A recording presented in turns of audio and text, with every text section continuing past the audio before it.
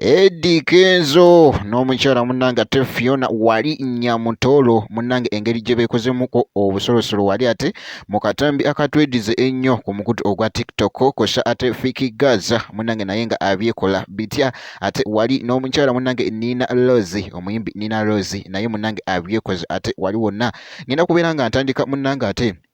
n'ebifaananyi ebitwedize ennyo eby'omwana muwala muyite wali Nina Rose munnange engeri gy'abadde ate yekolamu ate wali ebintu kakati nno bw'ati munnange ate bw'alabise okubeera nga ayambadde ate wali ebikumba nga bitya wali gubadde muzigo omwereere era nga bw'olaba munnange ate wali nga bupoozi ate nga abukyusa wali ate okukamalako obumazi ye mwana muwala nno wali ate omuyimbi Nina Rose era nga ku sayidi emu Nina Rose munnange era nga oluyimba lwakyalina otutte ebyange awe wali wonna era nga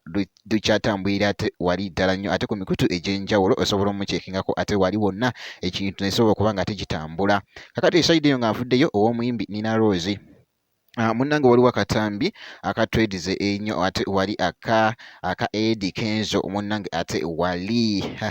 ne Fiona Nyamutolo omukyala Fiona Nyamutolo kakati nno era nga bulaba akatambi ako omukyala abadde alina munnange ate wali effect gy'akozesezza ate wali ku mukutu ogwa TikTok omanyi ennaku zino kati ebadde tradinga nnyo effect eyo wali ku mukutu ogwa TikTok era nga bw'olaba munnange ng'ate erina engeri gyemufuddemu just wali ate fani muganda wange gwe alaba Jaminat Yugi